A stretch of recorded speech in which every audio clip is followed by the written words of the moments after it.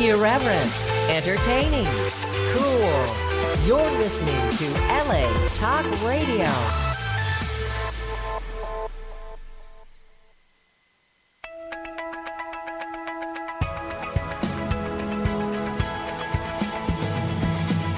You're listening to Question Reality with Priscilla Leona, right here on LA Talk Radio.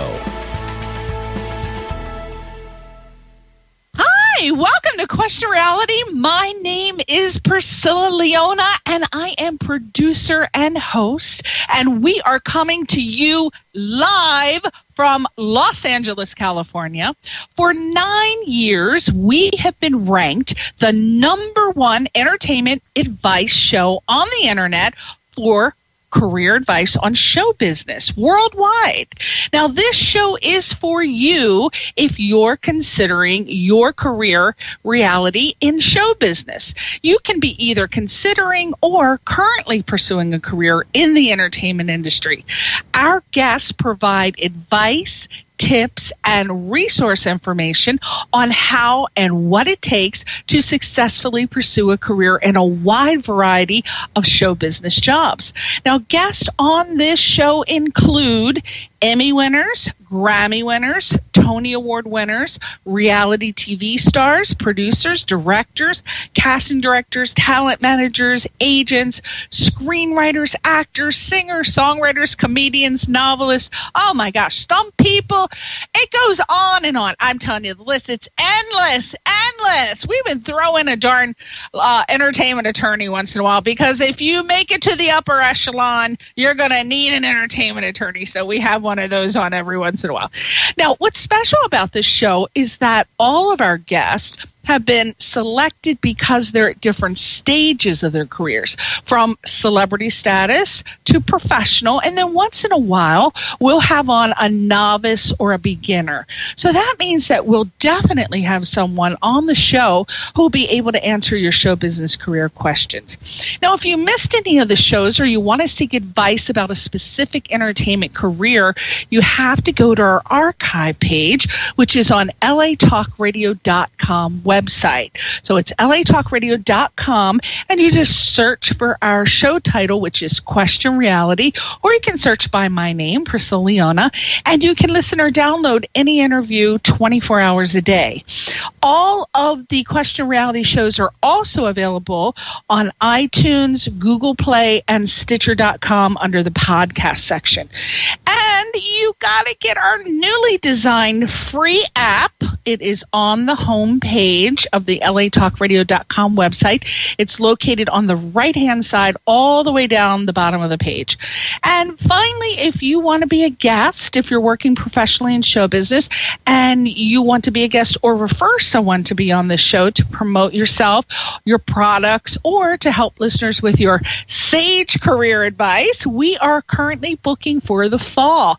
Now, we are always booked 6 months to a year in advance, so we do suggest that you at least submit. It'll be a while, but at least you'll get a booking date. Now, you do that by going to another website, which is the official website. It is questionrealityradioshow.com. questionrealityradioshow.com, and you just click the contact list. I can't even talk. It's that damn wild turkey. I've been hitting the bottle hot and heavy today. It's Sunday, so you know that's Wild Turkey Day. Anyone who listens to the show knows I'm going to get the wild turkey out, dust it off, and I got to prep for the show. Anyway, questionrealityradioshow.com, and you go to the contact link and submit, and we will consider you to be on the show. Okay, now, very exciting. I met this lady through a very dear friend of mine. Her name is Mary Lou Belli. She's been on the show. She's a favorite guest on the show. She's been on the show, I think, 3 times maybe. Her name is Mary Lou Belli. She's a 2-time Emmy-winning director.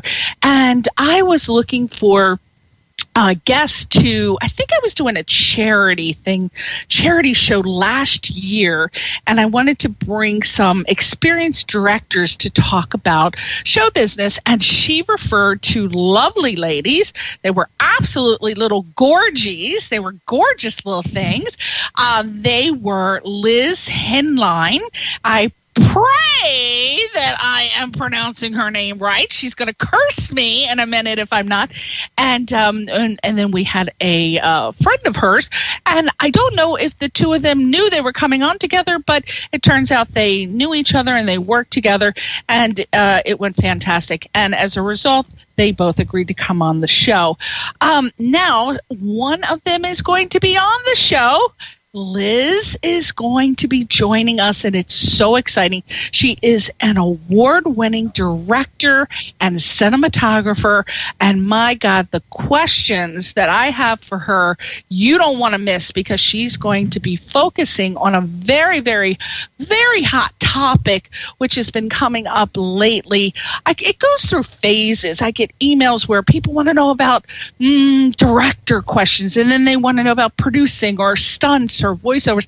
I don't know what it is, but all of a sudden I'll get 200, 300 emails, and they want to know about these particular questions. So it just so happens that she was right on the schedule, and I thought, perfect. So if you are an actor, this is a great opportunity, because we are going to be talking to her about providing important career advice on what tools an actor can use to translate director speak, and also what a director is looking for in an actor on the set, which if you made it to the set, I would think that you're halfway there, but sometimes it doesn't work out. You do some crazy things on the set. You obviously don't have office etiquette. Yes, office etiquette. No, it's not office, set etiquette. Thank you. Okay, so we'll be talking to Liz in a couple minutes. Now, first, very exciting news. As you know, we had a very dear friend of mine, Michael Ajacque Jr. He's an Emmy-winning TV producer. He was on the show a couple weeks ago. He's also a 4-time NAACP Image Award-winning playwright, theater producer, TV producer, veteran TV comedy writer-producer for Martin, Sister, Sister, Eve. He's also been a writer-producer for TV One's Unsung, which is a music documentary series. He did award-winning profiles on Denise Williams, Ray Parker Jr., Sly and the Family Stone. He's had 4 plays published, and they're available at Samuel French. My God, it's just endless. What most is exciting is Michael is also the founder of the world's first and most popular web series festival called LAWebFest.com. Now, as you know, if you've been listening to my radio show for years, I was a recipient of an award I won for producer for a web series back in the day called Kid Justice. I'm on my 2nd award. I won 2 for producer. Yay, yay, yay. No Emmy or Grammy or Tony, but I will take what I can get. Thank you. But anyway, Michael was the very first person to create, before people even knew what web series were. He was hired to go all over the world and set up the festivals, because people were like, Web Fest, what's going on? What's happening? What is it? What is it? Now, he has been very, very lucky all of his life, and this time is no exception. He adapted one of these web series. Now, this is really great for you to hear, because a lot of people really shortchange a web series. They're like, web series, blah, blah. A short film, puh, puh. You're nothing if you can't make a feature film. Well, that is very, very, very, you're not really understanding what a web series is and what it can lead to. It is like the new thing. It is like where you go to get from point A to point B. And there have been so many web series that have been picked up by cable shows. It is unbelievable. Like Broad City. I mean, Felicia Day, I believe, had one. I can't remember the name of hers, but the list goes on and on. Web series are very hot, and it is what is going on now. Perfect example, Michael successfully adapted his web series into a television series called Beauty and the Baller, and he sold it to international entertainment giant Viacom, and it's going to air on BET cable network next Saturday, July 22nd at 7 and 8 p.m. So put it on the calendar and set your DVR to watch it next week. You can also go to the website. It's on Facebook. It's Beauty and the Baller. So please, if you don't have money to do a feature film, don't let that stop you. Please try. And a web series is a perfect opportunity to do that. You can do it for virtually no money at all. As long as you've got a great story and great actors and a great camera, I'm telling you, your phones can do it. I mean, look at that movie that came out a while back. I can't remember what the name was. It swept at Sundance. It was about the transgender Orange. Oh, my God, Liz will probably know what it is. But fantastic web series, and please don't discount it. So, again, next Saturday, July 22nd, 7 and 8, Beauty and the Baller. So, yay for that. Now, next, I was just brought aboard as a judge. As you know, I've been a screener for about 6 years for the Burbank International Film Festival, which I love. I love screening films. Oh, love it. And I was just brought aboard as a judge for a new online film festival called No Strings Attached enews.com. Very long name. No strings attached, enews.com.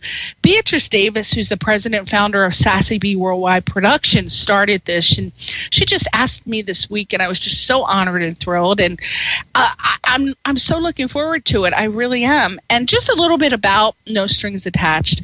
It's a lifestyle magazine that covers a wide variety of topics, including entertainment, film, television, music, and then in support of writing and storytelling in film.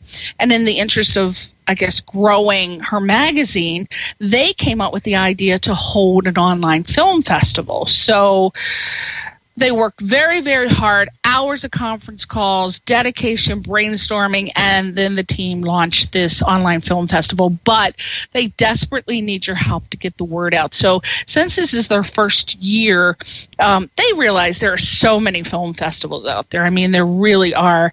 And, they're just a small festival in this big pool. But if you help spread the word, they can evolve the film festival to the next level. So what I loved about it, and the reason I decided to become a part of it, was this film festival is not only going to highlight amazing films and movies by incredible directors, but they're going to make a difference. And I don't think any film festival is doing this. I could be wrong, but they are going to make a difference by giving back to our veterans by donating $1 from every entry fee and 5% of their sponsorship to this Cheers the Warrior Foundation. Cheers the Warrior Foundation. And that was a really easy decision because 2 of the people on the team members are former vets. So please, I want to encourage you to support their online film festival, support the veterans with one simple move, and that's just spread the word. And again, every entry brings one movie and film closer to be a winner. And what's also great is they are offering a distribution deal with Shami Media Group. So you can look them up, Google it, SHAMI Media Group, pretty big. But keep in mind, with every submission and sponsorship they receive, they're able to give money to this charity, and that's what it's all about. That's what got me hook, line, and sinker. So thank you so much for possibly considering doing that. Again, it's No Strings Attached, enews.com. There you go. And I am finally getting to my darling, gorgeous little Liz.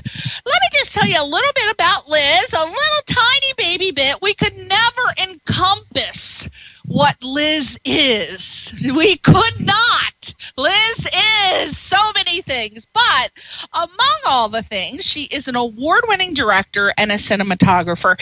And Liz creates award-winning work that spans feature film, TV commercials, branding promos, and photography. And she has directed commercials and branding films for huge brands like global, like Dove, Revlon, Gillette, Maybelline, the Sundance Channel, A&E, Lifetime, and my favorite cosmetics, MAC. I've got 5 MAC eyeliners right now in my purse. She has collaborated with world-renowned artists like Judith Jamison, Daniel Ezralo, and Rebecca Mendez, and completed an array of photography and video projects for the Wallace Annenberg Foundation and the Desmond Tutu Unity Project. And Liz has also worked extensively in the music industry, shooting, and I actually am going to ask her about this because I've heard the word rockumentary. I assume that it's a documentary about rock, but we're going to find out. So rockumentaries, music videos, portraits of artists such as Mary J. Blige, Britney Spears, Incubus, Fishbone, Little Kim, and Lisa Loeb. And her feature film, which was just last year, called Other People's Children, was hailed by Variety magazine as an intriguing debut. And that's huge. If you know Variety magazine to be called an intriguing debut, it's huge, as they say in Jersey. Huge! Y-U-G-E! Huge! It's huge. And it has won multiple awards in tons of festivals. It won Best Director at the NYLA International Film Festival, Best of the Fest at the Columbia Gorge International Film Festival, the Audience Award at the Fine Arts Film Festival, Best Cinematography Brazza Film Festival, and Best Narrative Film at the Lady Filmmakers Film Festival. Oh, I like that title, the Lady Filmmakers Film Festival. I'm going to check that out. I really like that. It's like Lady Shavers. I like it. Other People's Children can also be seen on iTunes, Amazon, and Flix Premiere. As a director, Liz recently participated in the Sony, Viacom, and DGA TV Development Director Programs. I'd like to hear more about that. I think I may ask her some questions about that. And she's currently in development on her second feature film. Now, ladies, don't get excited. It's called Getting Tommy Laid. It is not a porn film. Don't be sending me emails. And guys, don't be sending me emails wanting to know more about it because you think it's a porn film. It is not a porn film. It's just a spicy, hot, saucy title. And Liz is going to tell us what it's all about. But basically, it's an experimental VR project. And we'll find out what a VR project is. And a day within the life. So, without further ado, welcome to the show, Liz Hinlein. Oh my God, Priscilla. I am so touched and moved at your enthusiasm. I'm so happy to be on the show. You know what I am? I'm feeling dizzy right now. I haven't talked that much. I'm a talker, and I haven't talked that much in a long time. I'm going to have to your credits exhaust me. I need a vacation. I need to take a nap just reading off those damn credits, Liz. What is going on? How in the hell have you achieved all that? Because I met you. You're young. You're hot, you're gorgeous. How the hell did you do all these things at such a young age? How did you do this? Well, thank you so much, Priscilla. I think in this era especially, you have to be multi-versed. You can't just be like, I only do commercials, and this is for actors as well, or I only do features, or I only do TV, because that is very limiting. And so I think it's just really about doing either your own personal quality work or getting cool jobs that you really can deliver and elevate, and then crossing genres, because everyone, I find in every genre, everybody gets excited about people in other genres. Like in my commercial career, people are really happy that I've done a feature. They're like, oh, that's so cool. Do you want to look at my commercials? Oh, no, we know you can do commercials. Let's talk. So it's you have to sort of cross collateralize everything these days, and you can see that definitely with celebrities that like have makeup lines and shampoo lines, and Jennifer Aniston is a perfect example. Oh my God! Let me just throw my Kardashians in there. People are hating on me because I'm obsessed with the Kardashians. I curse the day I was not born a Kardashian. I am obsessed with them. But that's a perfect example. I mean, my God, these girls, don't sing or dance or act, and they were able to build an empire. And they've got makeup lines and fitness lines, and people think that is too much, but you know what? It is exactly what you have to do today. Especially, I'm going to throw it in there, as a female. You gotta have a power pack, is what I call it.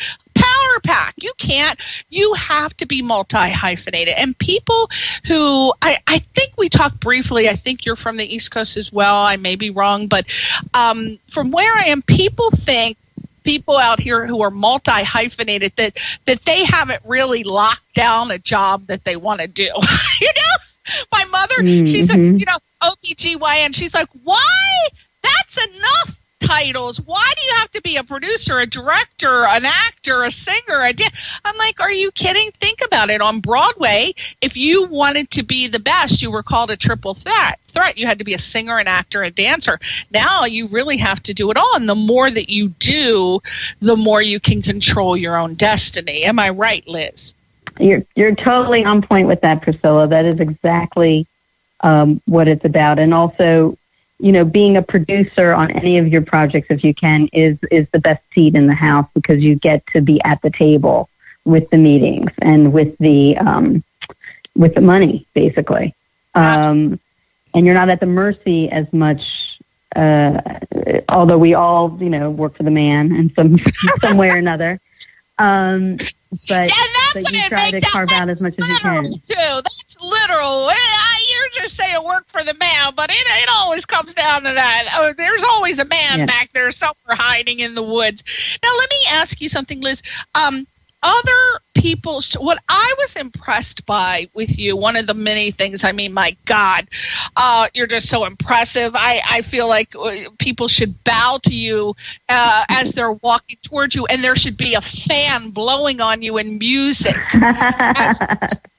Right? I just feel that about you. But one of the things I was most impressed with is Other People's Children was shot in just 15 days for under $500K. The film received wide distribution to over 35 million homes from Seed and Spark VOD. Now, that is so impressive. It really is. I'm more impressed with people who make a killer product for a lower budget than having, anybody can make a damn film if they got 50 million, 200 million. Yeah, you can do everything. But try making something of a higher production value with a lower budget and to get the recognition that you got. So can we just briefly talk about what Seed and Spark is? Because I've been really promoting this film funding campaign.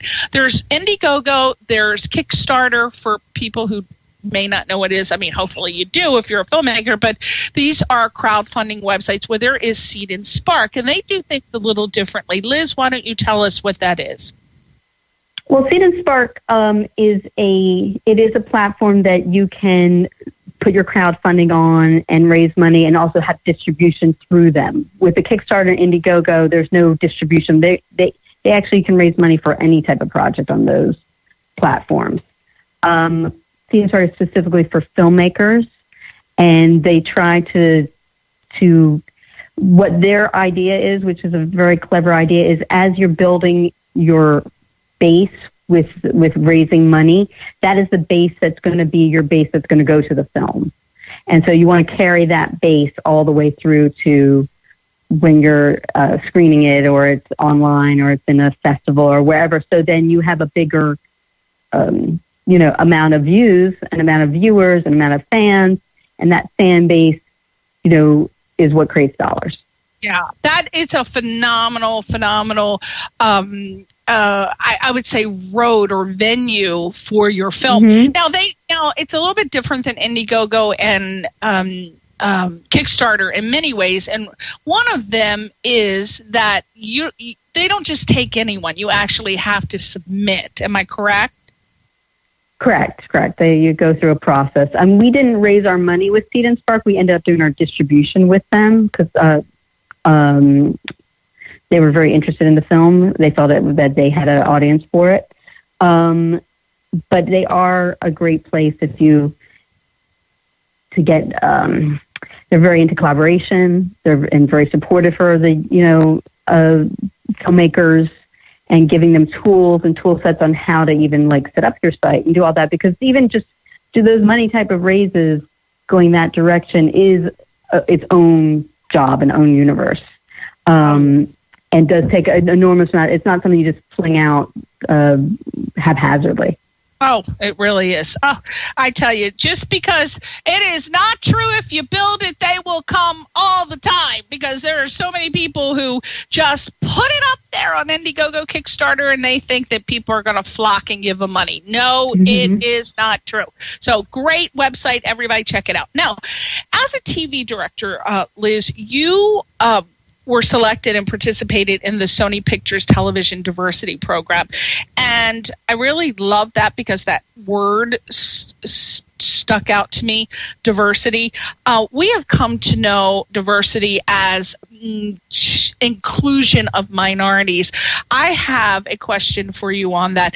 Does diversity, because I tell you, I see a lot on Actors Access where I think ABC, NBC, they always have these, or they showcases, and they always say something like diversity casting, right?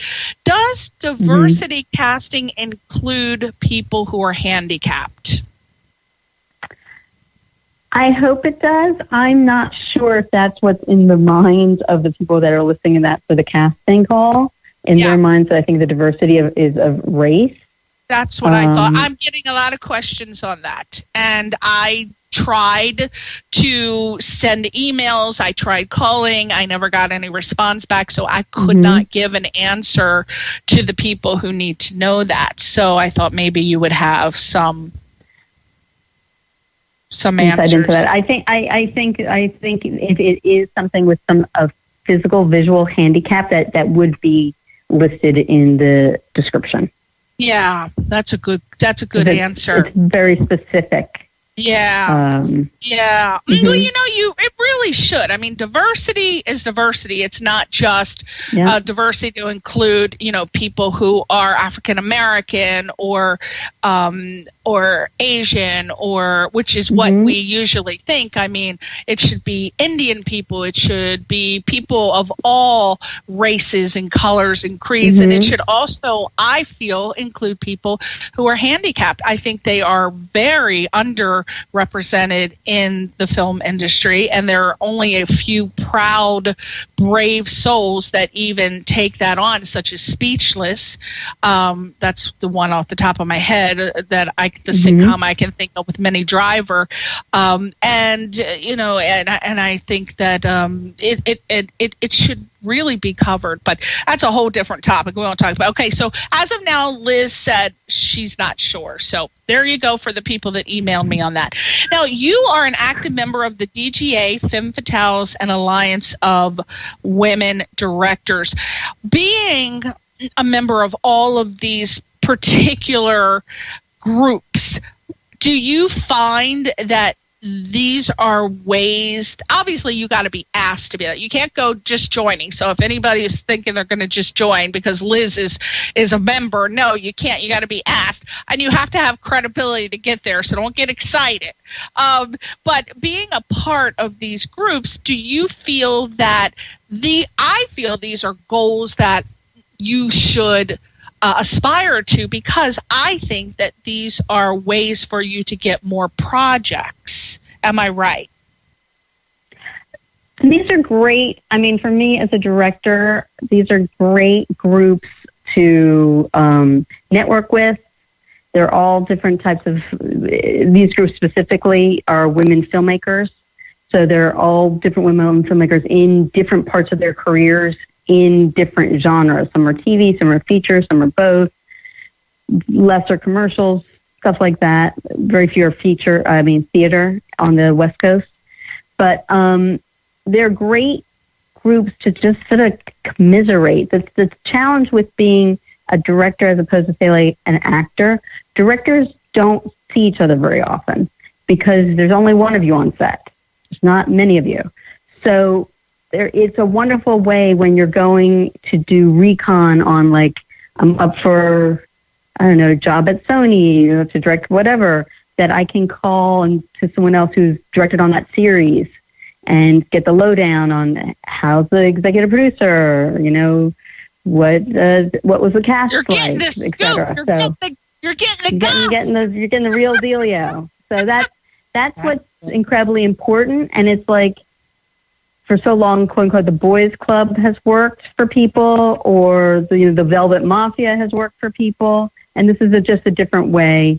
Oh, I don't know what the Velvet people getting Mafia together is. I've never heard that. What's the Velvet Mafia? The Velvet Mafia is like the gay mafia, basically, which is a whole nother mafia in LA as well. Never heard of that. I gotta Google that after the show. I've never heard of that. Hey, I heard. Now talk about words I've never heard. I heard that you are a certified Kundalini teacher. What the heck is that? I've never heard of that. What is that? Kundalini is a very ancient scientific yoga out of India, 5,000 years old. There's a lot of Kundalini classes worldwide. It's sort of the mecca here in LA. And it's a very sciencey based breath, mantra, and physical yoga that basically elevates your energy and clears your mind and stuff like that. And what's very interesting about Kundalini is it's very ancient technology, but it's very adapted. It works really well for the modern times. Mm-hmm. So I've never rid yourself of stress or anxiety, and you really feel more powerful. You really, a person of your caliber and you're upper echelon, you're like a mogul in the business. So you must have like a major stress and anxiety. So you need a lot of Kundalini, whatever. I would imagine you need an outlet, and it's either wear your husband out every night and make him do unholy, ungodly things to you, or go take a Kundalini class. So exactly. So what works for me? I don't know. Now, Liz, you have a new company. I hear you're very excited about a new company that you started with one of your best friends from AFI. She's a DP, Anka. Is it Anka Mala? It's hard. Yep. Perfect. Yeah. Perfect. Anka Malatinska. Thank you. We both went to the American Film School together, or American Film Institute, and we're both DPs. And we started a sort of high-level company called Fearless Film, and you can look it up at fearlessfilm.co, not .com, .co. And basically what we saw is there's a lack of sharing knowledge in the industry, and people have done that for a reason. So there is this elitist, vertical, I'm the boss, you're the lowly person situation, specifically in the film industry. And we wanted to share knowledge from our experiences and things that we wish people had told us. So we do these sort of high-level, high-end workshops. Some you have to apply to, some are open. And either like in commercials, or we're doing one cinematography for directors and producers, to get rid of the fear of the technical and to really get it home with some, things you feel you lack in your skill set, so you can be a powerhouse on set and can, elevate your work to the level that you want to. Well, I understand that you do that using yogi technology, and it's to break the psychic and emotional barriers to elite storytelling. Now that sounds exciting, but let's break it down in layman's terms, girl. Specifically, doing this using yogi technology and breakthrough. What is that? What is that? Well, that's a little bit of part of it. We use yogic technology incorporated with, say, we'll be at Panavision teaching a half-day workshop with lenses. So we incorporate that it's not just the technical, but you need to sort of open your mind up so you can be creative and not blocked by whatever your fears or psychoses or things are about something to do with filmmaking, that it seeps into your filmmaking. So we sort of bring in our yogic, we're both Kundalini teachers, we bring that in with our elite level of filmmaking skill sets, and then teach workshops that are geared towards, I just taught one all about, how to break into the commercial career, which is something that many commercial directors do not share whatsoever. So we just see that there's some lack there that we want to fill. And then we have also a lot of our good friends who are super talented come in. It's sort of like more like a salon. They'll come in and they'll teach specific things about directing for dance. And that's what one of my friends is going to teach, because she's an elite. She comes from being a choreographer. She's a director. She knows how to move that camera to cover dance in a really wonderful way. So, and we also thought that there's not many women. There's all these technical classes, but they're always taught by dudes. And we felt like there needs to be something that's just a little cooler, a little more modern, a little more friendly, but still hardcore information that is taught by chicks. So okay. So you are a film collaborative who you hold high-end filmmaking workshops, and you break through the psychic and emotional barriers to elite storytelling. But I think at the inception of this conversation, you said that you just couldn't become part of that. You had to apply. And is it like a process, like just anyone how could we join it? I mean, it sounds like you really have to be at an upper echelon level to even get in, right? Oh, no, not at all. I mean, we have a couple of things that you apply to, which are longer because most people, their biggest challenge is that they need footage for their reel. And they don't know how to produce that for themselves. How do I get a spec spot on my reel? How do I get a web series? Not that we're going to do that long, but we have sort of longer form workshops that we want to definitely curate who the talent is on that, because of maybe be just like 10 people there. So we want it to be a really good, strong group. So it's not that you have to have a lot of experience. It's more for that you have to have a vision of what you want to be doing. So who am I, Liz? Who am I if I'm sitting in a class with one of your workshops? Who am I? I'm a director. I'm an actor. I'm a producer. Who am I? Well, in the last couple workshops that we've done, I've had all these people from reality TV that were producers or editors from reality that want to do narrative. I've had DPs in the class. I've had editors. I have had actors who want to cross over into directing. So yeah, it's sort of like a bunch where I've had directors that want to up their skill set in their game. Okay. And so it's open. Crosses over pretty much. Yeah. How does one apply or begin? You just go to fearlessfilm.co. Mm-hmm. So that's our website, and on there we have a couple workshops. The one that we're doing, we do probably just one a month, and we never repeat really what we do. So it's sort of, that's why it's like a one-off. Either you get it or you don't. But we're going to do one again, Command Your Craft cinematography for directors and producers, and how to choose lenses, how to talk to your cinematographer, how to what kind of camera would you one use for a show? What would one need? Just like sort of those overriding questions that no one will answer for you. So I would probably not take your class if I were, say, a beginning filmmaker, like if I was still making films on my phone. This would be somebody that would have at least made a couple shows, so they have experience, correct?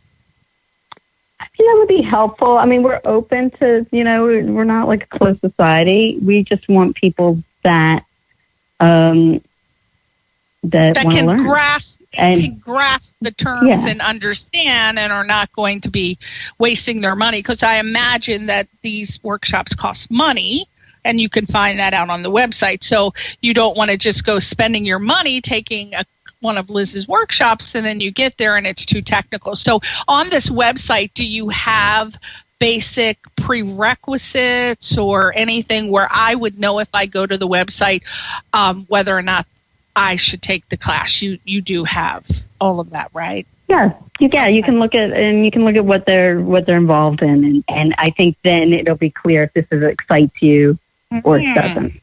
There you go. So again, check it out. What I liked, before we leave that subject, what interested me in is the description.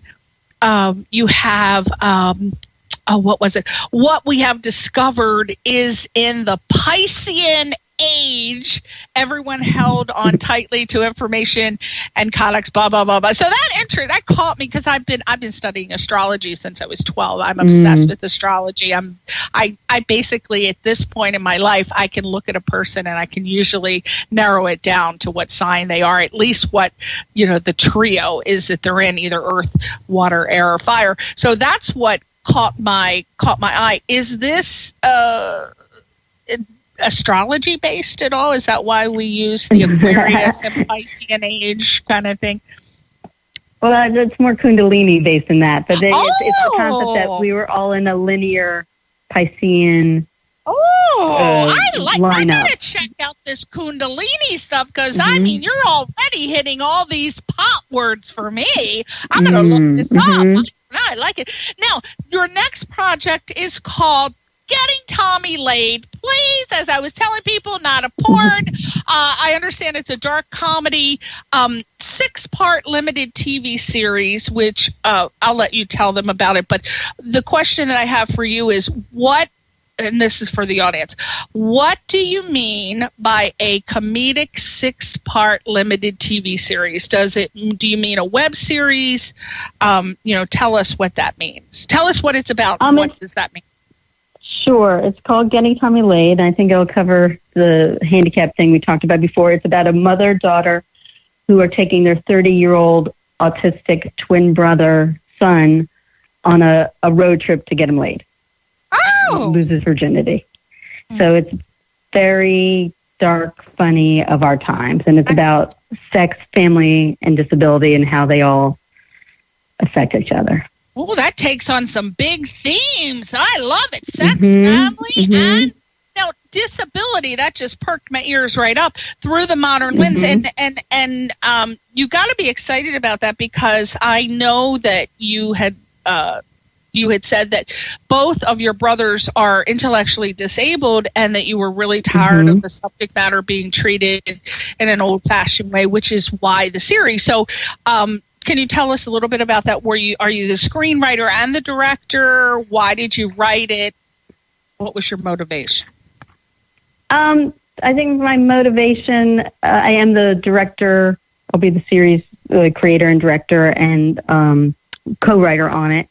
And I just, having grown up in that world with disability, I just felt that it was really... I never liked to watch any of those movies about that, aside from Rain Man. It was just always about some kid getting sand kicked in their face and crying and beat downs and stuff like that. And having grown up with that, there is a whole level of not every intellectually disabled person is an angel. There's a lot of people, they're very manipulative, a lot of them, because they can get by, because they can fawn off that they can't do everything, which they probably can. And I thought that there's missing a conversation about that. And there's also tons of families, celebrity and non-celebrity, that are affected by autism and stuff like that. and haven't really seen a vehicle for that out in the world. And as a limited series, to me, it's like a 6 or 8 part limit that we've had interest in because it's a road trip. It's not going on forever. It is like Feud or any one of those series that's only a 1 season thing. Oh, okay. So it's not a web series. What? No, it would be on. Yeah, go ahead. Like an HBO series. Oh, okay. All right. 6-part limited TV series. Okay. So right now, what stage are you at? Are you at the development, production? We're finishing the writing, and we have interest. So that's where we're wow. That is fantastic. So that means that you'll be coming back to promote it. I am excited about that. Exactly. Now, that's what you would consider like a personal project because you got so many other things going on with your commercials and directing, and so this is a love project for you. This is definitely more of a personal project, but I think it's of the time. I mean, it's sort of like the time is now. Yeah. And so it'll be a commercial project, but it's from a personal point of view. And why it should be, why it's needed to be out there at this point. Okay. Now, real quick, I can't believe we got 3 minutes. Can you believe it? It's like we just started. Real quick, as I was telling you, I was watching classic movies the other night. Love classic movies, especially film noir. And there is almost no better laboratory for studying the evolution of film, I feel, over the last century. And as I've been talking to you, I feel like you're girl power, so I love it. I was specifically fascinated by the changing standards for feminine beauty. So, for example, in silence films, and I don't know if you'll agree with this, but in silent films, I felt like sex appeal was innocent. And then when we went into the 40s, I felt that it was worldliness and the ability to accept a man, even if he lived in Casablanca, right? So in the modern era, sexy, I feel, has turned into being ripped. That's what show business seems to be defining as the must to be considered sexy. So even if a woman doesn't have any damn money for a personal trainer, it's like, if you can't afford it, you better get your ass a side job because you need to be ripped. So the biggest change has been behind the scenes, the director. So when you had showmen like Max Sennett, who gave the narrative artists like John Ford, who gave way to revolutionary technicians like George Lucas. Now, today, you never know. This is what I hear from actors. You never know who's going to be in the director's chair. And in the last couple years, I have personally worked with directors. I've had them on my radio show. I met them at parties, events, and they got their training in either film school, some of them had it in improvisation and animation, stand-up comedy, and some in just doing good and bad sitcoms. I mean, it's all over the board. So each director approaches the script differently. So I feel more importantly, each director has like different expectations and limitations and working with actors. Like back in the old days, you could always, because my aunt was an actress on Broadway, you could always definitely count on directors having a theater background. You could have discussions about, your motivation and your feelings. Well, that is no longer a given. And sometimes the director will say something very confusing to actors. I hear it all the time. Like, when are you going to, one actor said, the director said, well, when are you going to be funny? And then another one's like, can you bend your knees and lead sideways when you talk? It really looks so much better on camera. I was like, are you serious? But so keeping all this in mind, I would like you to tell me what are at least 4 tools that an actor can use to do what I call translate director speak. Okay, I'll try to. That is hard. Directors speak, if they're not good directors, they definitely speak too much. That's probably the first law of war, is that a lot of directors overtalk. I mean, the best ones don't, but if as an actor, when the director is coming at you with a list, go with the first one. They'll say, "Oh, can you change this? Can you do this?" So that's not appropriate to do, to give an actor a list, because people can only do one thing at a time. But go with the first one and say, "Can we just work on this first, and then let's see how that affects the other things that you would like to change in the performance." That would be my first thing. I think the best thing to do is to try to translate it into motivation for your character. So if the director is asking for more energy, then sort of translate that into an action that your character would be doing. That would be more energetic, but per the character, not just being louder, let's say. A lot of directors who don't come from acting backgrounds are very nervous on set and are very nervous with actors. So that said, that's why they will overtalk and give random adjustments that don't make any sense. I would say don't take it personally. Right. If the director doesn't come and talk to you first at the end of the take. Because sometimes they just forget, or they get so obsessed they want to talk to the DP first or the producer. And if the director doesn't give you an adjustment, keep going the direction you're going. There you go. That sounds fantastic. That is good. There you go. You got it from Liz Hinlein herself. Now, that is all the time we have for her today. Hopefully, promise me, and I'm getting a commitment from you right now, you're going to come back when your film is ready. Yeah. Yay! Go That'd to awesome. Liz's website, Liz Hinlein, HINLEIN.com. Check out her new company, and you got to take her classes.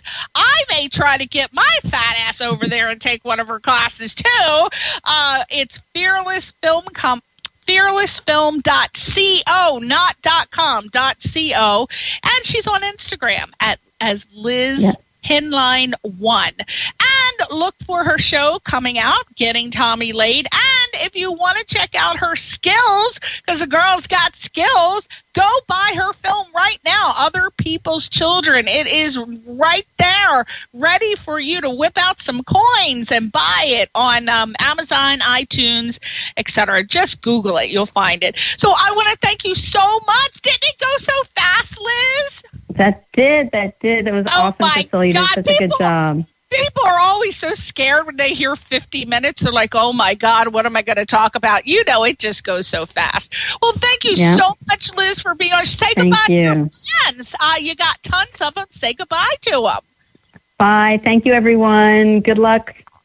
Thank you, Liz, for being on.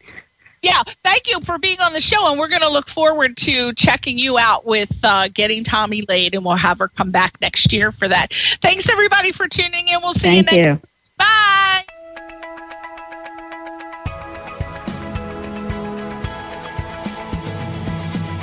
You're listening to Question Reality with Priscilla Leona, right here on LA Talk Radio.